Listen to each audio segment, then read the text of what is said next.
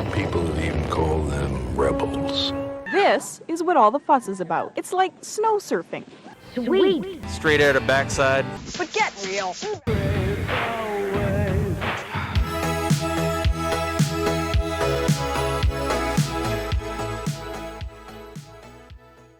It's not every day that your trip begins literally from your front door.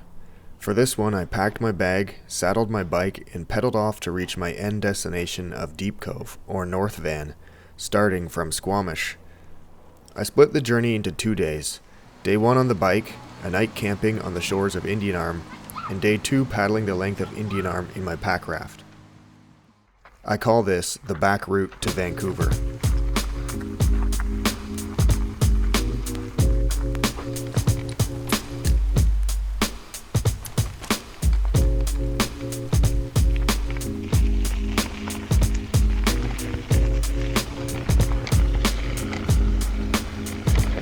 The difficult part would be in the first few kilometers, as once I passed Mamquam Falls, there was a lot of climbing up the Squamish Indian FSR to the top, before it crests and drops down the other side.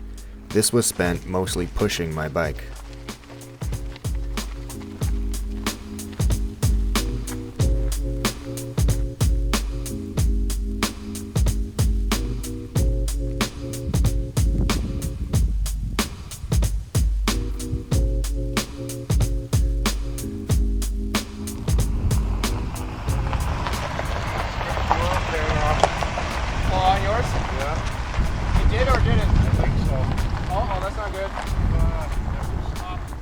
I don't see anything dripping. Yeah. He said he thinks his oil pan got ripped off or something. It's hard to tell exactly what he said. I don't really blame anyone for not joining me on this one because it's pretty tough. Just pushed my bike all the way up to about the crest here of the Squamish Indian Arm, and starting to get cramps in my legs because that is so much pushing uphill. It's challenging. We're gonna keep going. We're gonna make it to Indian Arm and camp there tonight. Sometimes to truly fulfill what you want to do, you got to go for it alone, and that's okay. You learn a lot about yourself when you go off on solo trips too. You get to really know who you are. There's no one else to blame, no one else to depend on. You gotta fully trust yourself. The FSR looked a lot different than the last time I biked it in May of 2022.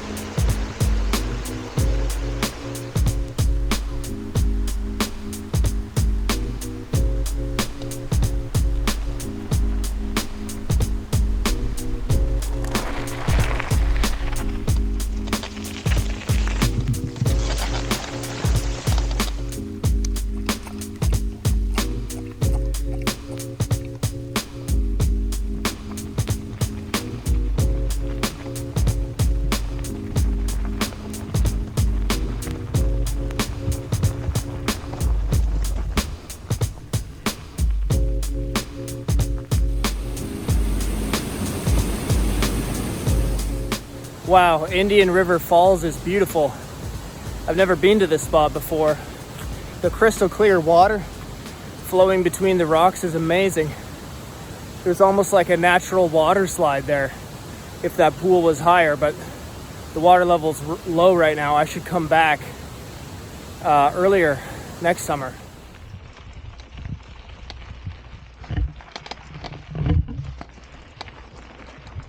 Wow. I've never seen anything like it. I've never seen the river so full with salmon.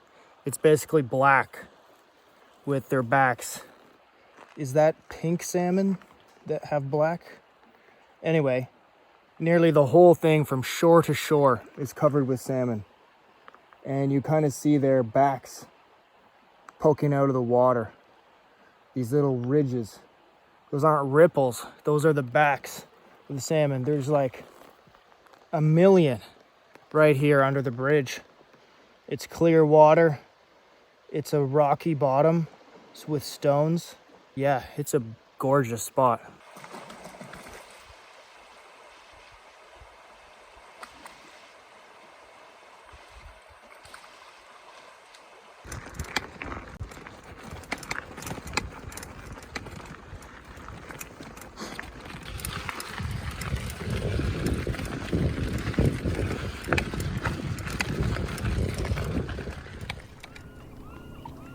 Finally made it to Indian Arm at the top end here. It took a little longer than expected. It took 6.5 hours. No. Yeah, it took 6.5 hours. And whew, yeah, it's pretty long. It takes a lot of effort to push your bike up the road, and then after that it just keeps going and going and going. And I'm glad I didn't run into a native blockade, because another woman biking up was meeting her friend who was actually doing the same trip I'm doing, a pack raft bike in the reverse direction from Vancouver to Squamish today. And she didn't get to meet her friend because she ran into the First Nation blockade on the road, because I never got to see them. I don't know why, but they're counting salmon or something, and so they were blocking the FSR so that you couldn't access Indian Arm here earlier today. And then I spoke to another man in a truck after her, and he did get all the way to the end and paddled on Indian Arm on his sup, and he said there was no blockade, so they had all gone home by that point. So I made it. I'm exhausted and hungry. Good girl, man. Yeah. Good girl. We are on the water. It wasn't the smoothest entrance, but we're on.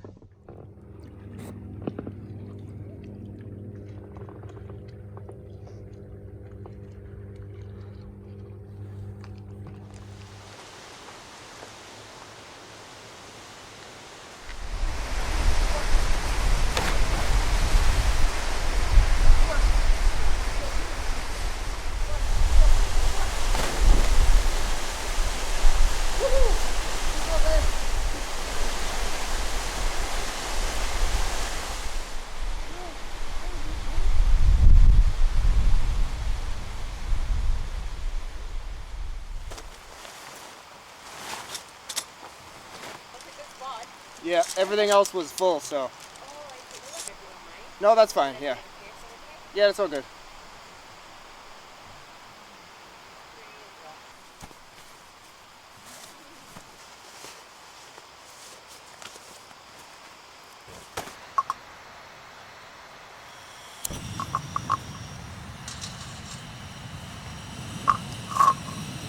Oh, that was a really refreshing dip in Granite Falls. Felt so good to wash that sweat off. For dinner, nothing fancy tonight. Instant mashed potatoes with some beef jerky in it. Just simple food. Falling asleep to the sound of the waterfall and staring straight up at the millions of stars above me. It's pretty good. Oh, I just saw a shooting star. I legit did. A real big one. I'll take that as a good omen.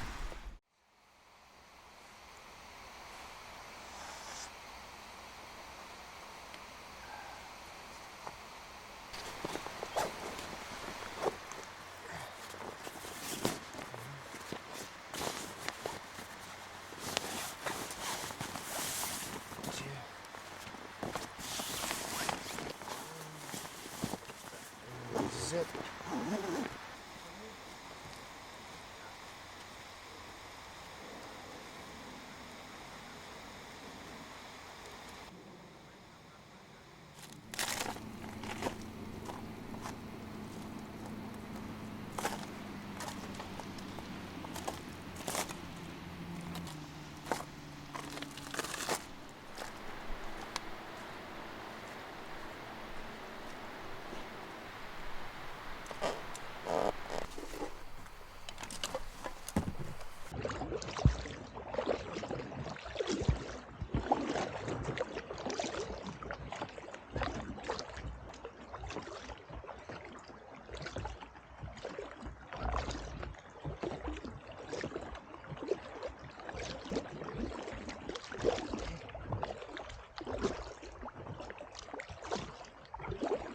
Nice morning paddle, nice and calm.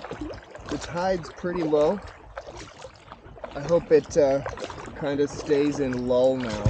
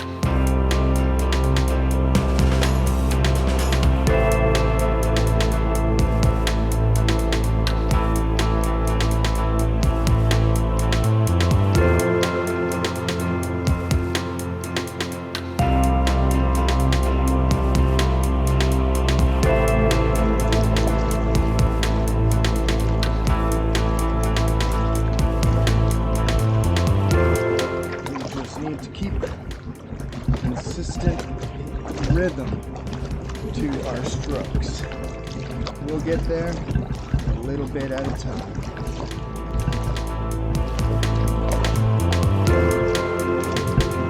Last Croker Island behind me. We're heading south. Next stop, Deep Cove.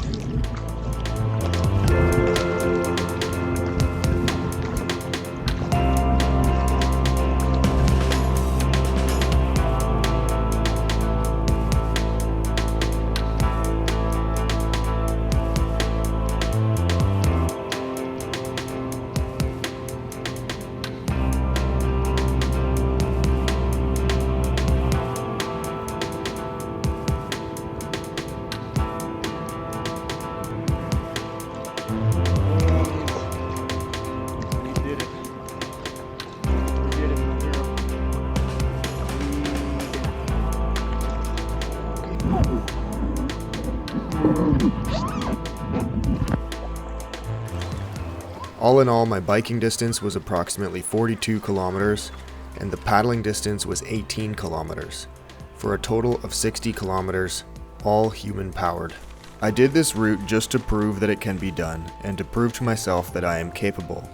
I enjoy combining two different modes of transportation, and to see different places along the way. Driving the 99 highway between Vancouver and Squamish would be faster and easier, but this is an alternative if you don't want to use paved roads.